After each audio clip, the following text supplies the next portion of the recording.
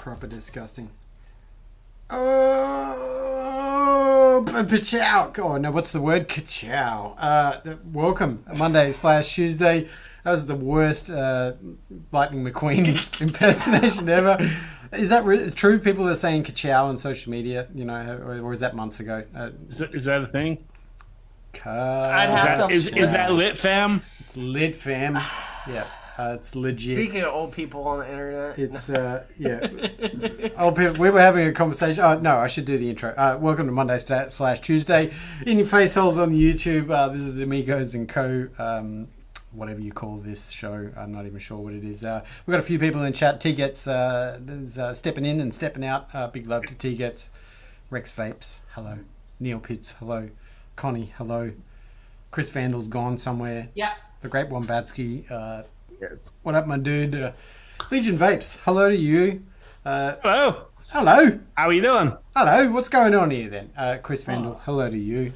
Monday/Tuesday, isn't it? That's very racist. That was the worst accent. Crikey. It was like a Californian trying to do a bad Cockney by way of Sydney. It's American Hollywood. What are you talking about? Damn.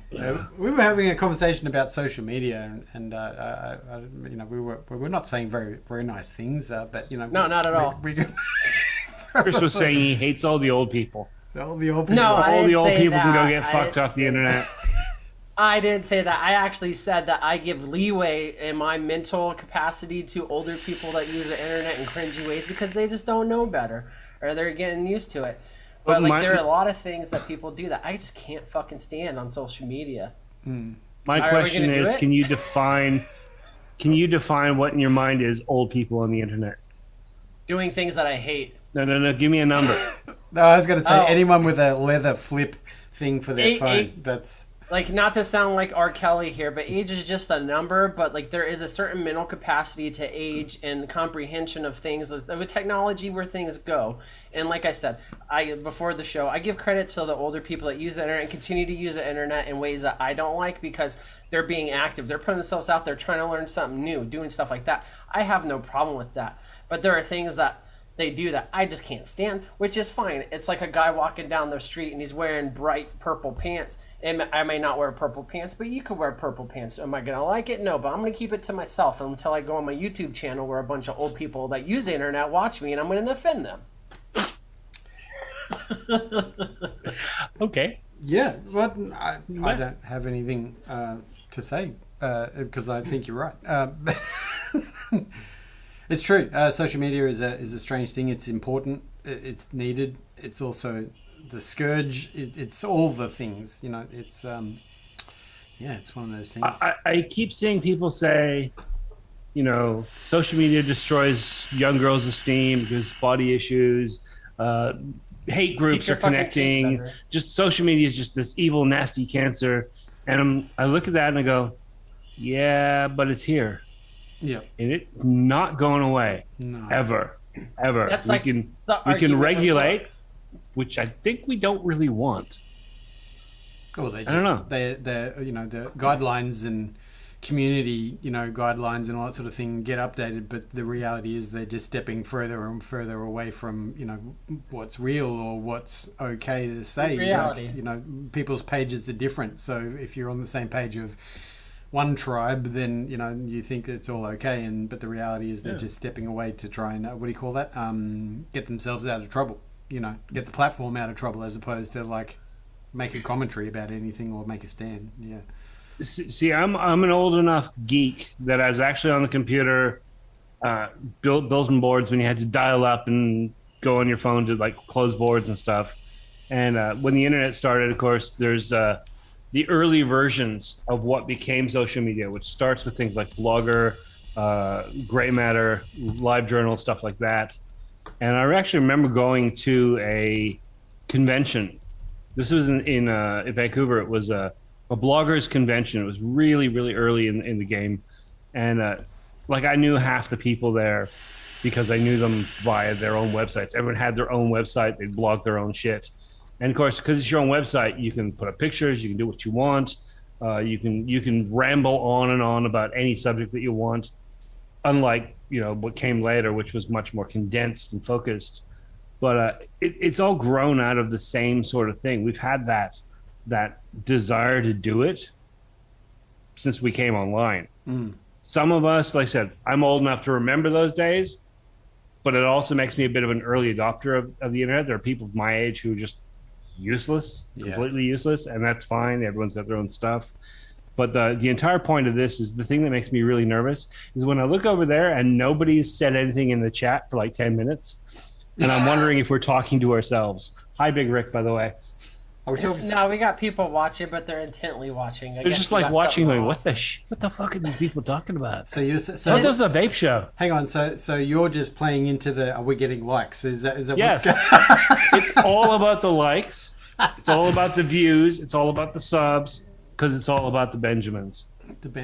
Yeah, all the money we make on this channel. Who's Ben? Yeah. Ben who? Benjamin Franklin. He was the 37th president, and that's why he's on the $20 bill. Spot the dumb Australian. Understood. Yep. Ben Franklin was never a president. No, but like Benjamin's president of the internet. Yeah.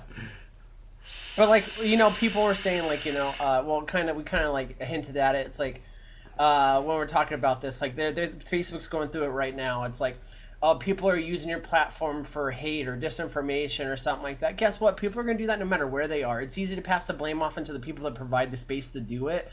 But it'll be anywhere, whether it's in some guy's basement or a backyard party or wherever it's at a library. Like people are going to congregate and do things, and it's just the passing the buck and the blame onto like something else instead of taking accountability for how you interacted with somebody or how like you were taught to interact with somebody. And it leads into just because this is a vape show, it's the easiest way to do it. It's like saying kids are going to go fucking vape flavors because it's flavored. Kids are going to do it because you're either not checking up on them and you're not educating them enough. And it's the same thing with adults. Adults are just bigger kids, like surprise motherfuckers, like that's no surprise to me.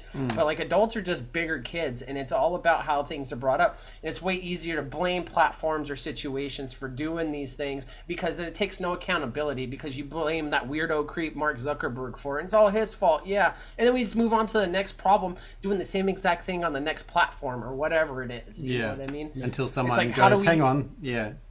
How do we just be a better, like a cohesive unit as humanity instead of fucking letting ourselves get so far enough to like just be this terrible group and then blaming it on the platform to move on to the next one or to move on to the next subject and topic. But anyways, I can go on forever. No, I've got a slight tangent to that conversation because I was looking at some online courses recently, and I've been thinking about kind of upping my game in a little bit of knowledge and some stuff. And like the moment you start looking at those things, inevitably the question is almost how much is this going to cost me? How much is this going to cost me? And then of course when you get into the courses that like there's plenty of people that are offering courses on any subject, and then there's those that are curriculum actually recognized, because that was the first question that was asked to me, what are you going to get out of it? And I was like, well, I'm not sure, and person very important to me in life said, well, if you're not going to do it to get like a, what do you call it? A degree or a certificate. Or a qualification of some description, like how can you be sure that what the content that they're going to be teaching you is what it is, and I kind of found myself standing up for this one that I'd found because, in the blurb of the facts of the course that it was like, well, this is why our course is, a fifth of the price of everything else, because we don't believe in, like in the curriculum, and, what is the curriculum at the end of the day? Like, is it, you're paying for a stamp, or paying for the privilege of having, a government recognize or a body recognize, the curriculum of what you're doing. And I guess that's two ways. I don't really know where I'm going with this, but there's two ways. There's one where the person offering the course is actually going to give you some good stuff or give you the keys to unlock what it is. Or the second is they've just written that because they know that they're not, accredited or don't have accreditation, and they're trying to cover their thing. And it's very funny. I'll keep going.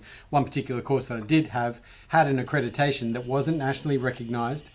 but it was like, somebody that said, basically they have, been given a 5-star rating to teach a certain, like their method of teaching met a criteria set by this body. And then I go to the body, like the website of the group that gave them the 5-star thing. And, very easily detective worked that it's in the same city that this courses, is being offered. And then I was like, hang on a second. Again, so that could be right. They could have absolutely done their due diligence and given this company a good rating, on their education style. But then the reality is, again, it's another roll of the dice. I'm rolling the dice on now 2 companies to see if I can actually get something out of this thing. But it's... Well, you raised some good points there about, the validity and what you're looking for out of a learning thing. And it is important to find the right person, the right organization, the right structure. The big thing that's come up in the last couple of years that I've seen is the whole rise of masterclass. I remember it was just a few, and now it's just constant, like so many big names. And I was thinking about that. They're not really accredited. They have the cachet of being successful at what they do, whatever it is. But you could sign up and you could take a filmmaking course. That's my interest. David Lynch. I love David Lynch. He's an interesting guy, and I love the idea of 20 hours of listening to him ramble on.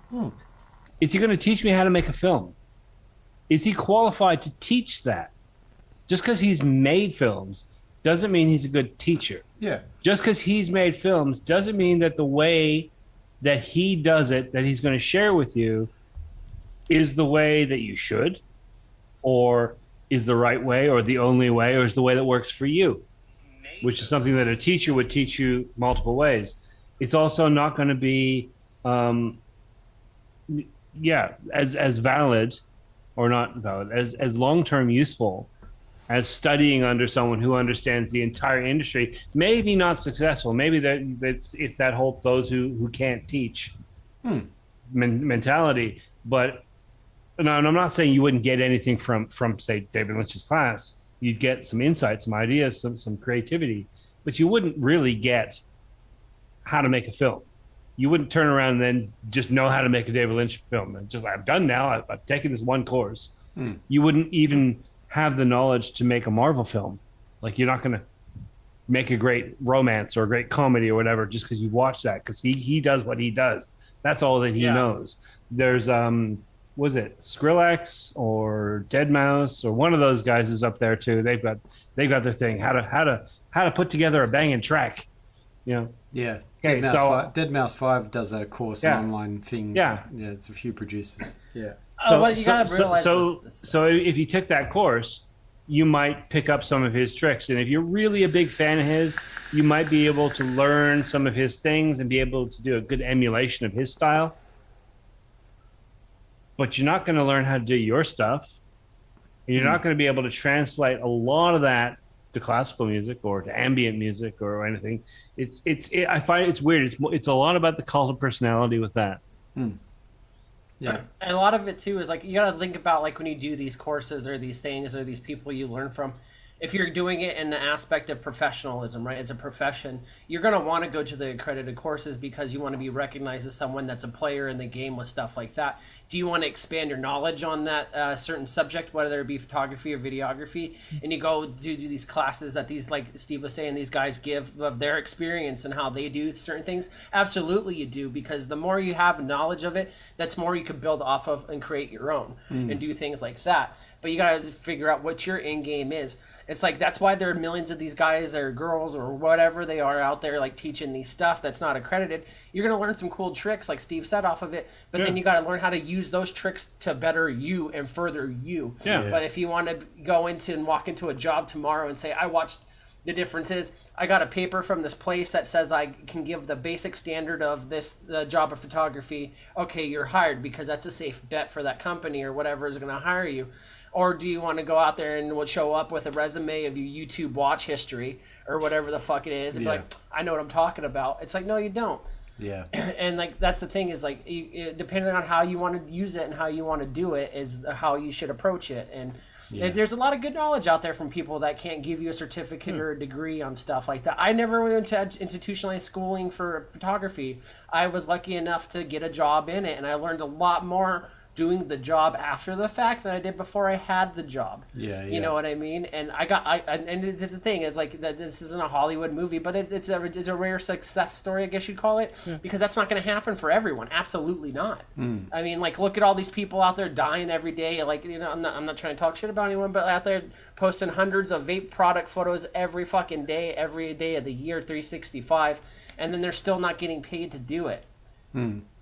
And I'm not saying that you being paid is a success. Being successful means that you're happy with what you're providing. You know what I mean? Well, I mean, if you step away from the commercial aspect, getting paid or not getting paid, and it's not just vape photography. And I'm going to sound really snarky here, but there are people that put up their pictures every day, every single day, 300 plus days a year, 4 years straight. And you look at their new pictures and you look at their original pictures, and there's not a lot of difference. Same fucking thing. Same subject, same content, same processing, same level of crappiness. It's like, how could you do something for 4 years without paying any attention? If you're not getting any better.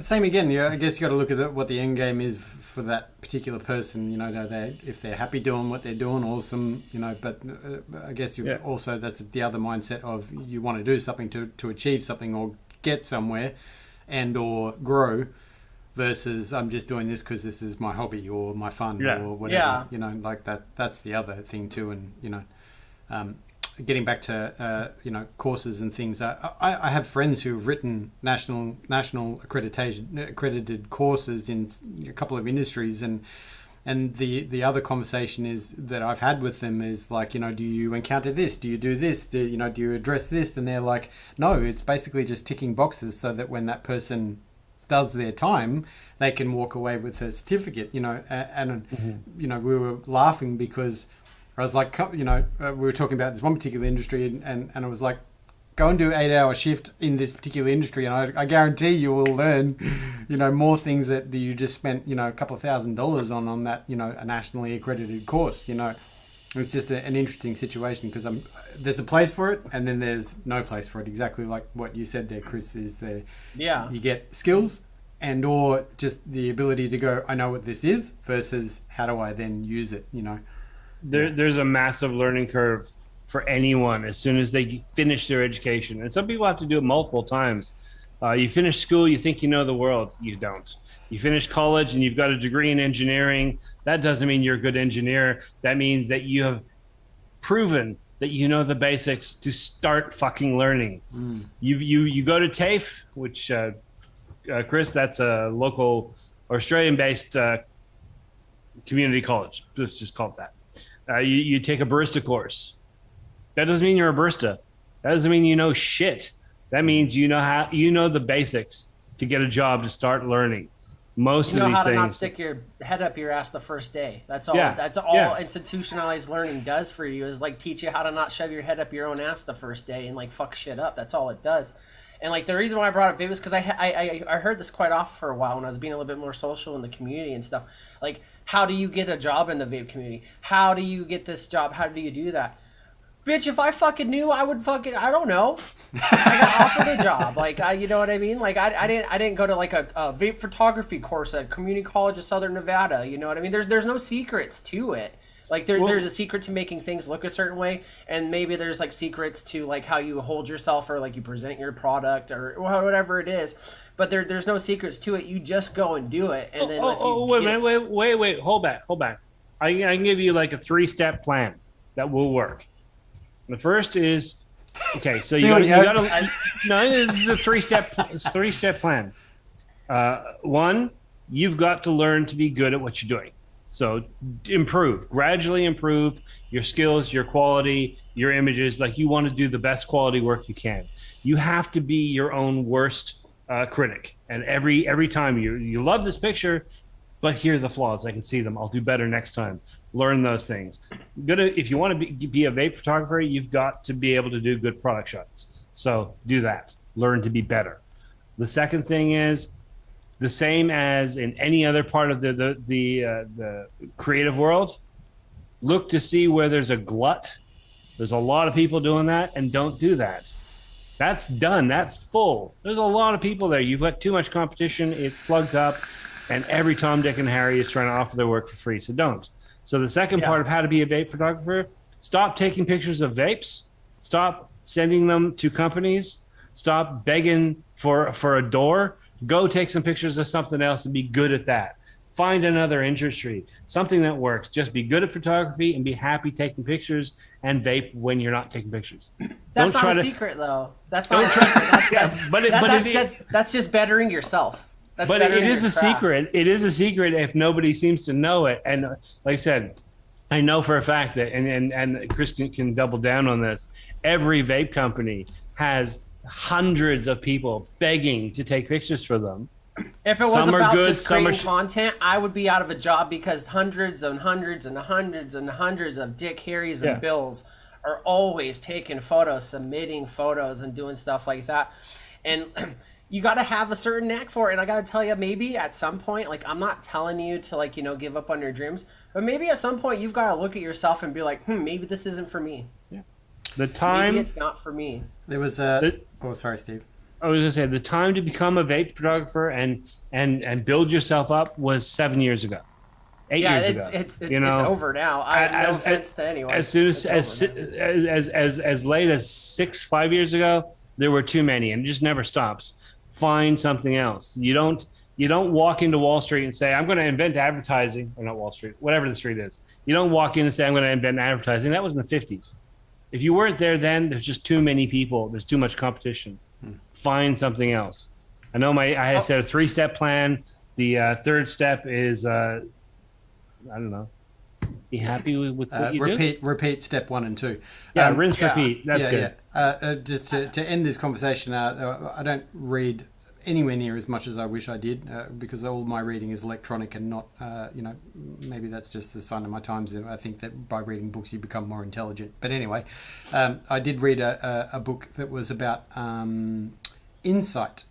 And insight was by far, what this author was saying was the biggest talent that you can have, or that you can build upon to, again, I always say that, getting the keys to unlock something else that you may have, gleaned from someone or something or words, whatever, like the gift of insight was in the author's opinion, like the biggest gift, talent, workable, attribute that you could get, because insight is what makes, people unique or different, those kind of things. And I wish, I wish I could remember the name of the book and the name of the author, but this person was, I'm pretty sure had one of those jobs. They were like an analyst for, it was either like he was a detective or something like that, that he was talking about insight, that, kind of in his field was a big thing, because if you see something and then go, oh, hang on, what about the scenario of this, and then he was talking about it in different industries, that, insightfulness and insight played a massive role, and he found a connection between anything, that was basically just that question of why, or that question of what if, and, those kind of things. So, insight. And before we close this out completely, like Adam said, we're going to close this subject soon. I want to throw something out there for this is my piece of advice for the people out there. Whether it's the vape world, or it's bath bombs, or CBD, or cat treats, whatever the fuck you're doing, stop emulating the people that are already doing things and that are like, create your own art, create your own thing, add your own touch to it. I swear to God, I'm so, like, this is a personal thing here I'm saying, but like, I manage like 8 pages for the vape industry, right? Everyone is slowly congealing into the same fucking photographer on stuff, and you're wondering why you're not being chosen. You're wondering why Dot Mod's sending you a $300 mod but not paying you, and they're $1 million company. Stop fucking selling yourself short. Stop creating the same exact photos as everybody else. Because when you scroll through a fucking vape feed and like whatever, take it with a grain of salt or not, you're all the same fucking. It's all the same fucking shit. I don't whether it's Billy Bob's photography, Jimbo's photography, Happy Flower, whatever the fuck your name is, photography. And you're wondering why no one's getting you the interaction for stuff. It's because it's the same fucking thing over and over. And it's like Steve said earlier. If you go back 2 years and the photo looks exactly the same as the photo you posted today as 2 years ago, if you're enjoying it and you're having fun with it, that's fine. That's cool. But if you're trying to go out there and get growth, stop doing the same fucking shit over and over. I want to provide something for your company that's artistic and that's new and different. Okay, so what do you got for me? The same photo that I took of this bottle 4 years ago, but now it's your bottle. You know what's really interesting is that back, like you roll way back, like I said, 9 years ago, and vape companies were starting to explode. They were going on to Instagram. They're starting to promote themselves a bit, and they needed content for that. There was a whole bunch of people that had been trying desperately as photographers to get into the skate industry. Shoes, skateboards, paraphernalia. They were taking like awesome pictures, but that industry was glutted. Everyone wanted to get in. Everyone wanted to be in there. So some of them went, vape. Fuck that skate shit. I'm just going to do exactly what I was doing with the skates, but I'm going to do it with vape stuff. New market. Didn't even change what they were doing. They just found a different market. Yeah. And this is kind of what I was saying before. We are glutted. There's a handful of people that are getting better, but they're not getting traction. Something will come along, and the smartest of them will see it and go, that thing. And they won't quit vaping. They'll vape because that's what they do, and they're happy with that. But they'll find their place in that market promoting content. They'll be that first wave of people. Yeah. And if you're out... Sorry, go ahead. I was just going to say the other thing there is, when people talk about an industry standard, it's gets to a point where I guess people are chasing that, pro/industry standard, format, no matter what it is. I guess that there's a retail industry standard, that things have got to be at a certain level of whatever professionalism, so that it's, it's retail, or it's website, or it's, those kind of things. And then there's the, the other side of it, the how do we get engagements, like exactly like you were saying, Chris, how many likes equate to a sale, because that's the bottom line, right? Marketing is none. No, thank you, contestant number one. 100%. These industries or these standards that everyone talks about, and this is a bad analogy that I was talking about in the coffee industry in competition, is that a standard was set, and then they told everyone this is the level playing field. This is what's making it level, so that everyone can now be on a level playing field. But the reality was it stopped progression. It just killed progression.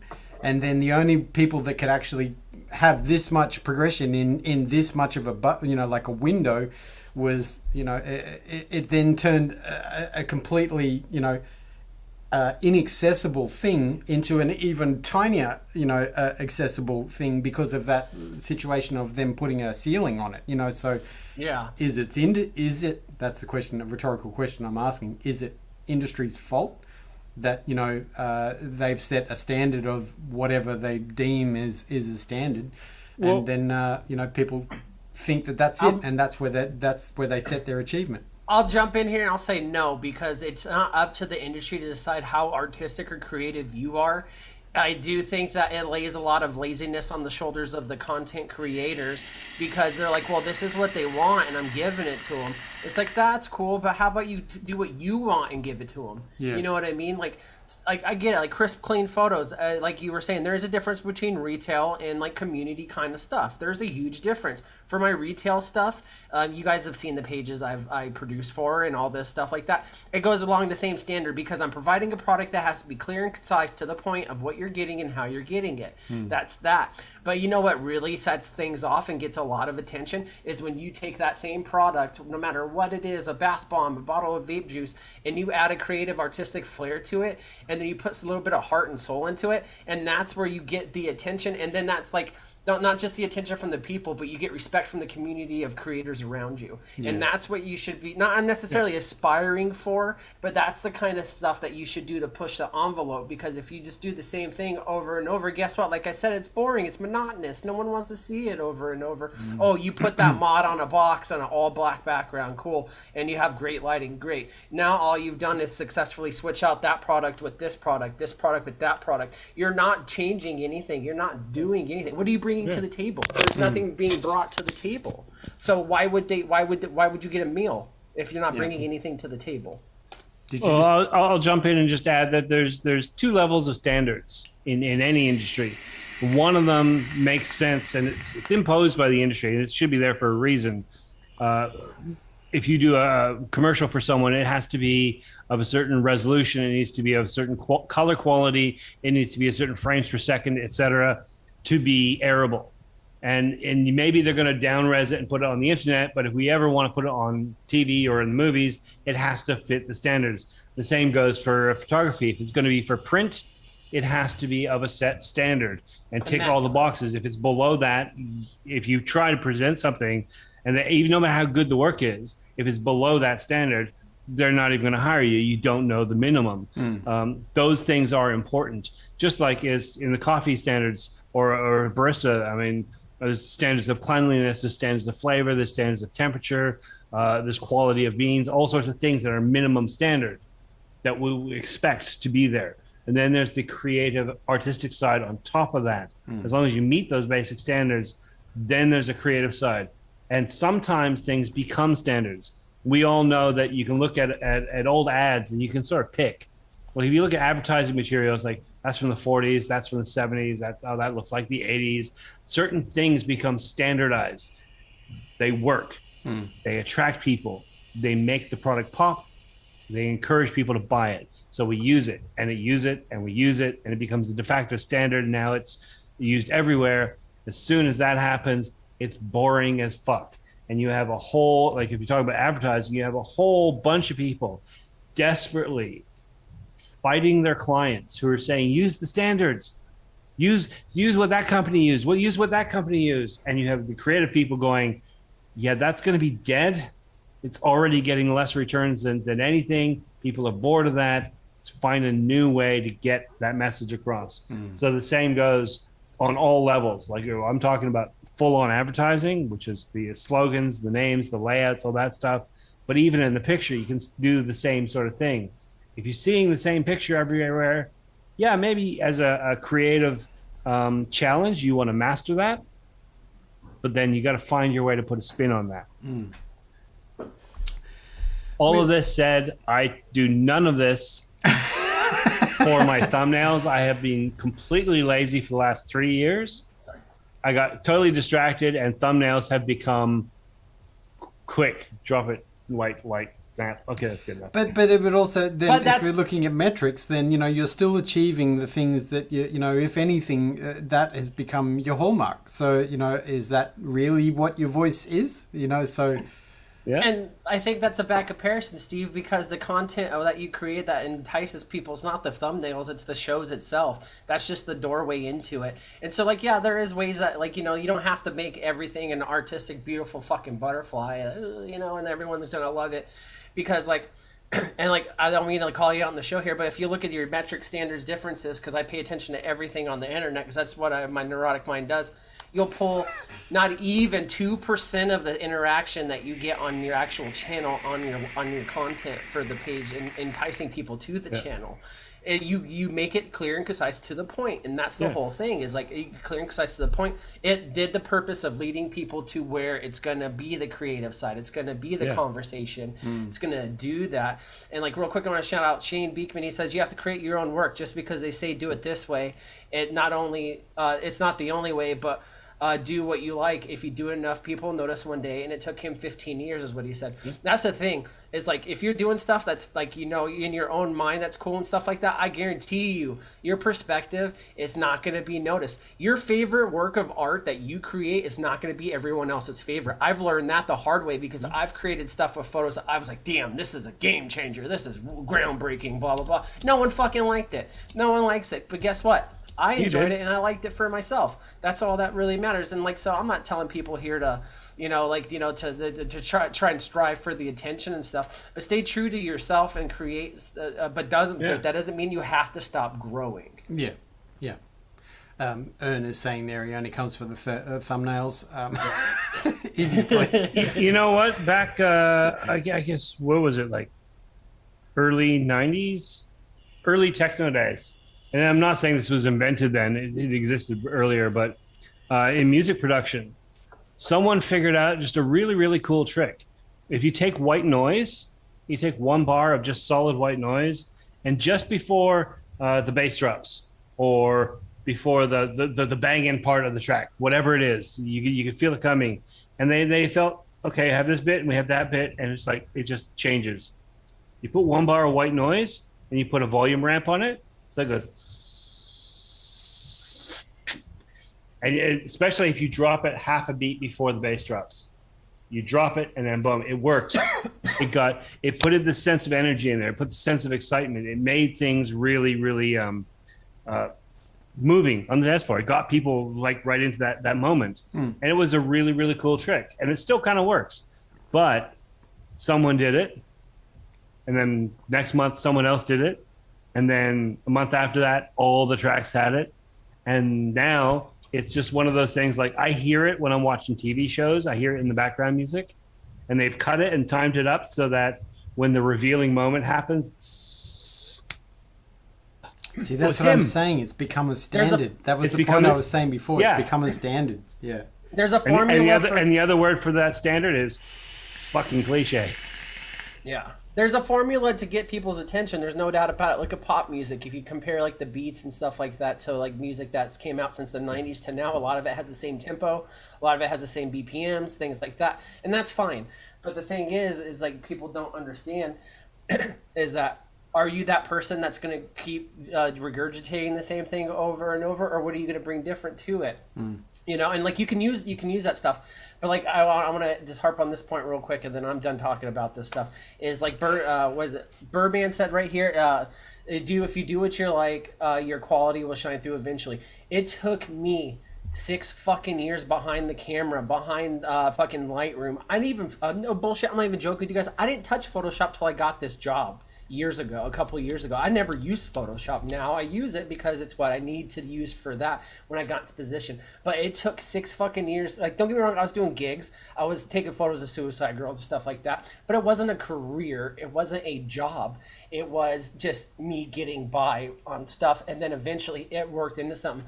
And I got to tell you, there was a point right before I got this job that I'm done. I'm done with photography. I'm going to give up. I'm going to stop doing it. Do all this shit. I actually got rid of my first camera. I pawned it. I sold it. I got rid of it. I was done. And then I ended up getting into a car accident with a friend. I got a big fat check out of it, and I was like, you know what? I'm gonna buy a camera again. Fuck it. 6 months later, now you guys know me. You got reeled back in. Come back. Yeah. Come back. I know we're almost done with this topic, but just on a side note, because I forgot to mention, Vandal. The object selection in the new version of Photoshop, it's fucking phenomenal. You have to try it.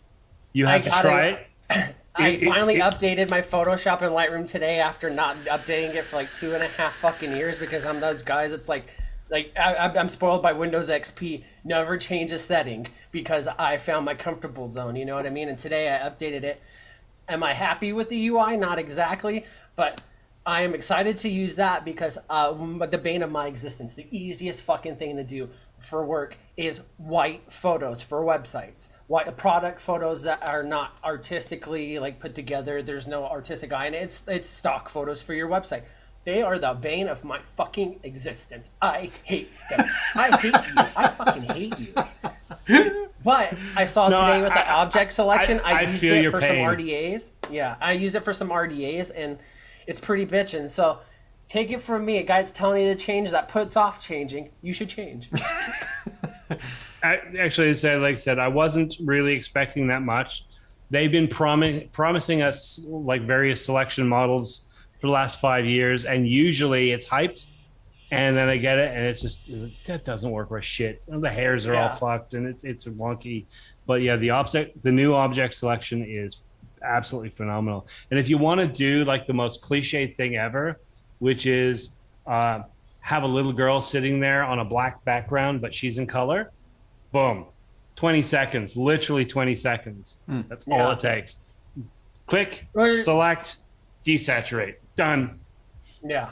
They're finally, and the thing is like, I don't know if it works as practice or whatever, but like more photography talk. Sorry guys, I use Photoshop for my phone on my phone because I'll be honest with you, when I'm at home, unless it was last year when I was laid off and I was sitting at home all the fucking time during the pandemic, this computer I'm talking to you on, it doesn't get turned on unless I'm doing this. That's the only reason why it gets turned on. I'm at work all Monday through Friday, and I use my computer for that, but 80% of the fucking photos that I take, I just send them straight to my phone from my camera, and I edit them on my phone through Photoshop, on the mobile app or whatever. And they instituted that where you could do fucking layers, not layers, but masks, I guess you'd call it. And like, on your phone to do it. So like I've been practicing with that. And if I can master it on my fucking phone with my fucking sweaty sausage, fucking alien tentacle fingers, I can't. I'm looking forward to using it this week at work on Lightroom because Lightroom, they're finally beefing it up. Yeah.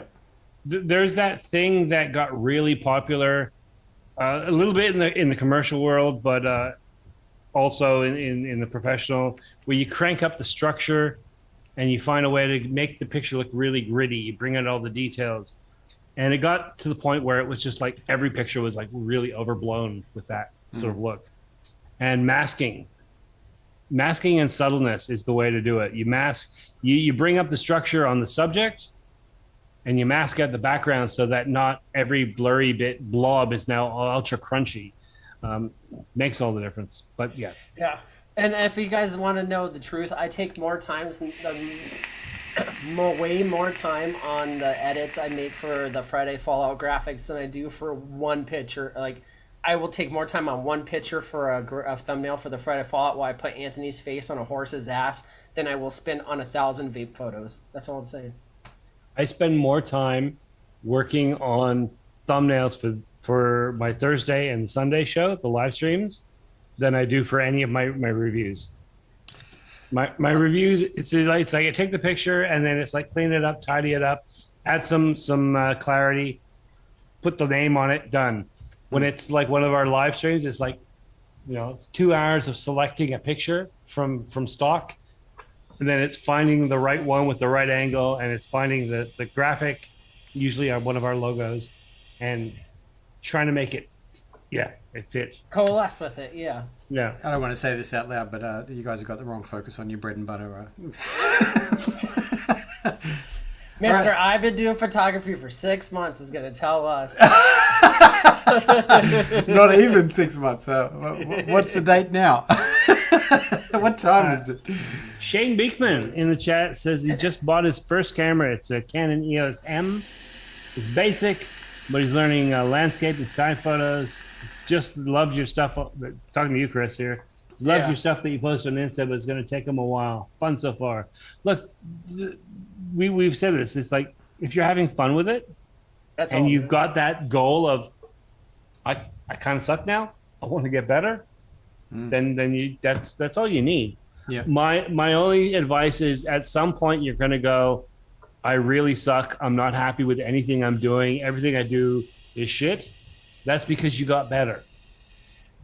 Eventually everyone gets to this point where they realize that they're really into what they're doing, and they look around at the world and they're critical about it. And so their standards raise. When you start, your standards are low. It's in focus. It's a good picture. Yay. It's a picture of my thumb, but it's in focus. Yay. Eventually you get better at what you're doing. Your standards rise, and then you start comparing what you're doing to what your standards are. And all of a sudden it feels like it's down there, but you're already like 100 times better than you were when you started. Yeah. Persevere. Don't Steve give just up made at that me point. realize I'm a liar. I lied to you guys earlier. I don't, like when I said I don't have any secret tips or tricks. I do. And this is one I do live by. If you cannot look back over the timeline of where you started something to where you are now and find zero flaws, you have not grown. you have not learned anything, and that is why you're sitting in the same place.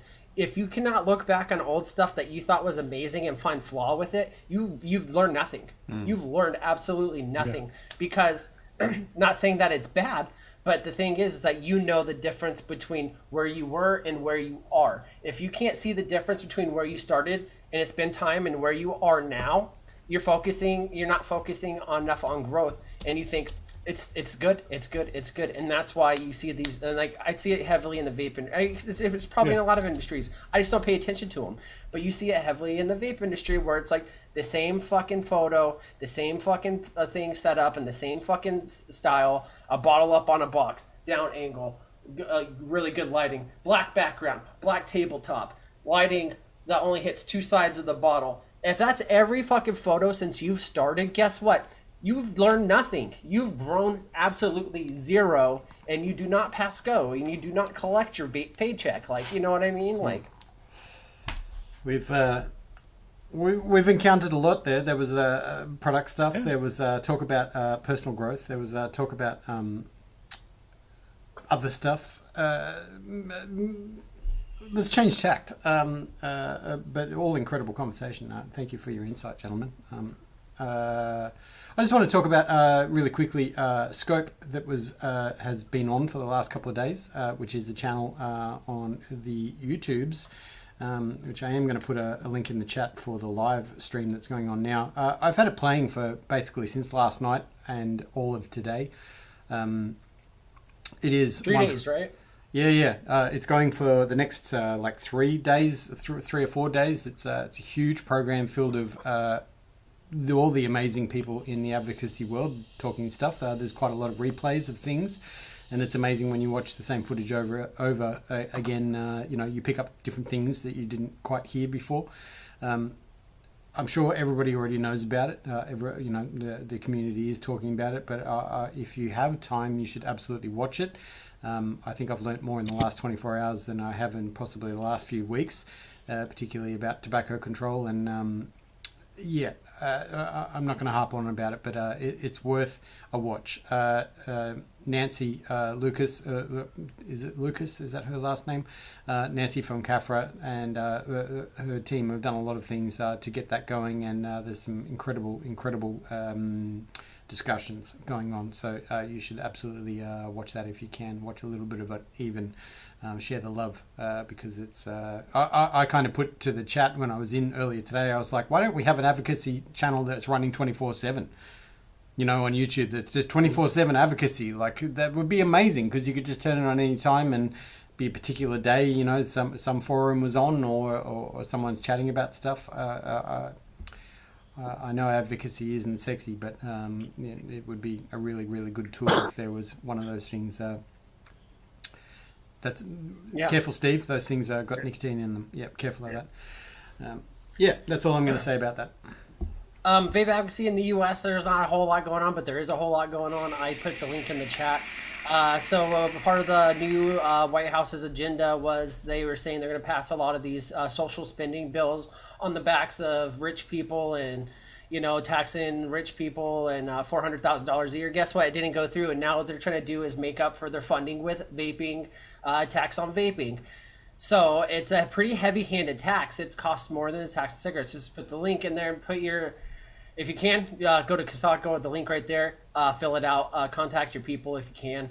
I get it. This is the same show and rodeo we've been doing for years and stuff. A lot of us have burned out on it. But this would essentially put an end to a lot of companies out there, because what they're going to have to do is they're going to have to push this tax onto the consumers to survive, because it's $50, I think, a tax on 1,000 milliliters of nicotine. And that's a pretty hefty tax. Once you do that, and then once you break it down, you'll be actually when you buy like a 12 milligram bottle of juice, or if you vape that high, if you buy a 6 milligram bottle of juice, it's going to raise, I think, by a 6 milligram bottle $25 per 100 mil. So it's an extra $25 per the 100 mil on top of the already $25 you're spending on the 100 mil, and it's going to put a lot of these companies out of business. So it's not only that, but it's going to hurt your pockets and possibly restrict you to maybe going back to combustibles. If it's something that you've quit and you don't want to go back to, this is a good reason to take the effort and time. If you don't want to be personal about it, Kasad does the work for you, and you could go ahead and fill that. Go ahead, just add your name, where you're from, or you can add your own story. Am I going to be a little bit nihilistic here? Sure. Do I think that you should go on there and write 14 paragraphs about how it saved your life and maybe a moving story, but they're not going to read it? No offense. But I do think it's worth the effort to try. Indeed. Build back butthole is what Ern is saying there. Very good. Build back butthole. Yeah. That just rolls off the tongue. And no one should worry because cigarettes are still readily available. There's no problem there. You can still buy cigarettes. Yeah. So go ahead and please, if you can, take the time to put some effort into it. The first half of the bill passed with the infrastructure and stuff like this. This is not included in that. It's included in the next bill, which if you're from America or you're paying attention to American politics right now, it's a fucking clown house, shit show, shoelace right now, and it's all over the fucking place. But chances are that this is something that if we don't push back on enough, is going to just get put right in. So, you must be talking about the Australian government. I'm just fascinated by the phrase clown house, shit show, shoelace. It's very specific. That's a lot packed in there. Yeah, the shoelaces in there to hold all the shit in. Where's my fucking charger? Yeah. Wow. But yeah. It's stupid. Like they like I know you guys are from Australia and you guys only get the news that they want you guys to see. Like you guys don't even know a lot of stuff that's going on in the States because like it's just not tasteful to air in other countries because it gives you guys ideas about fighting your own government. But the government has been in the shit since like this whole presidency happened and all this stuff and like don't be so generous. You guys have been in the shit for like 10 years.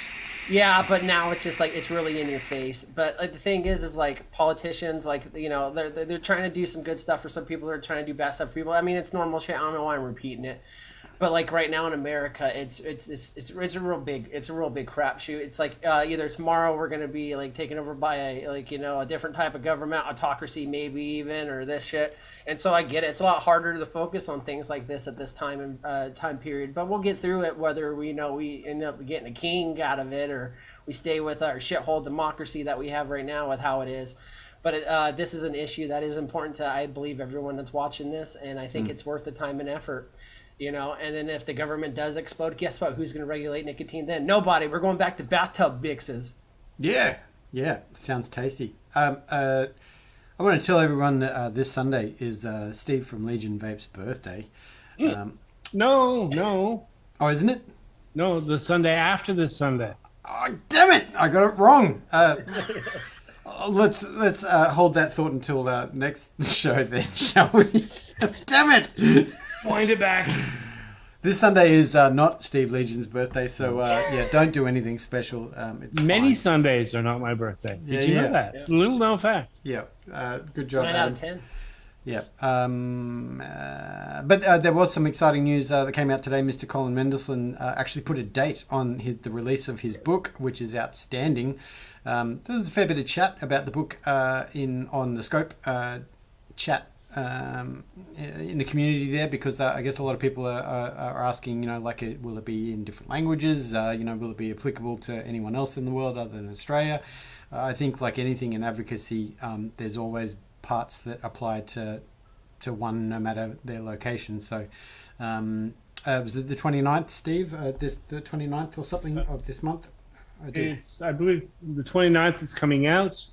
And we will have them on the channel on the Aussie Vape Show on the 28th. There you go. Yes. So the Aussie Vape Show, Dr. Colin Mendelsohn, Australian of the Year, Australian of the last few years, to be completely honest. Thank you, Chris. He has put that out. So he will be on the Aussie Vape Show on the 28th, and then the book will come out. There's plenty of places. I think if you go to his Facebook page or his website, that it mentions where it's going to be available. Very, very exciting. Where will it be sold? Angus and Robinson, I think, is the biggest one. Is that right, Steve? Angus and Robinson? I'm not sure. Birdman, I can't give you a distinct answer, but there's no doubt that... Save that question for the 28th and ask Colin yourself. Yeah. But his website also would be a great place to put it because Colin is very active on his website and his Facebook page. But there's going to, I think from his wording was that there'll be digital and paperback. So, can buy it for a gift and send it to someone digitally, which would be outstanding. Or buy a copy for your mom. That's right. Yeah. Somebody else said something, and I don't want to harp on the slightly negative or backhanded comments. I saw someone post a comment about. I hope that people, this is the comment, that I hope that people engage with the book, because you remember what happened with You Don't Know Nicotine. And I felt like kind of commenting back, like, okay, why, you're discounting the fact that, anyway. Millions of people saw that. I know. Millions of people I know. saw that. Because it's not a big deal to you. Yeah. We as a community, as nice as we are, as welcoming as we are, we're just people of the world. So we reflect all the same things that the rest of the world has. And unfortunately, one of those is a lot of people draw conclusions based on what they think they know, which is not always the truth. They tried really, really hard to get that out there. They did the best they could. Unfortunately, didn't get the reach that it deserves. A lot of that was to do with the world got fucked. The world just went down the toilet right as they were about to launch, and that fucked up a lot of things. And then, it would have been on Netflix, but it had been launched properly. There's a whole bunch of different avenues it was supposed to take. That just didn't happen. Yeah. But they tried really, really hard. No need to. It's something that people are going to go back on and later in life, later in time, and see what it's worth. It's a diamond hidden in the rough with that kind of subject and that topic. And like we said, like before, we're talking about creating content. Guess what? They created that content, didn't get a lot of stuff, but guess what? There's nothing in there that's factually inaccurate. It's also helpful for people, and people are going to come back and find it eventually. That's how it works on the internet. If it didn't get big at first, it's going to be big later. Mm-hmm. Yeah, slow burners are always those ones that become legacy, right? So it's a sleeper, as they would say. Yeah, 100%. I'm going to send out a couple of loves, a couple of these ones to, firstly to Ern. I don't need to talk about it on the show, but big love to you, and we hope that everything gets better and that you're okay. Also, a great Wombatsky, water and electricity don't go together, so we hope you're okay. That's all I'm going to say about that. I missed that comment until you said that. I was like, that's why we have fire extinguishers for electrics. No, it's, you use a blanket, right? Isn't that the thing? No, I'm joking. Well, sand. You do sand for electricity, or you use a fire extinguisher. Oh, you guys aren't even being serious. No, there was no serious in any of those statements. Big love to everybody in the chat, actually, always for hanging out with us and listening to us rant on our soapboxes. Fellas, we're coming to that time. It's not Legion's birthday this Sunday, so does anyone have any other news that's coming up? No Friday Fallout this week. We're taking a break. It's going to be the standard going forward from now on. We're going to do 3 shows on, 1 show off. We will be back the following week. Also, we do have a Friday Fallout store with some merch. I'll be adding to it this week since I'm taking the week off from the Friday show, adding some stuff from the show. Whites Make It Worse, we're going to put that on some shirts. We're going to do the Pornhub versus YouTube and stuff. And then I'm also going to take some of our show graphics and throw them on the stuff. I guarantee that none of you are going to like the stuff, but if you'd like to check it out, I put the link in the chat. Also use the code BERTPARTS, BERTPERTS, for 15% off. And we got fanny packs, we got tank tops, we got bucket hats, we got pillows, and all that good stuff. So nice. I don't know, give us your money, bitch. Can that be the sales pitch all the time? That's the best. Yeah. Yeah, it's real. You're just being honest.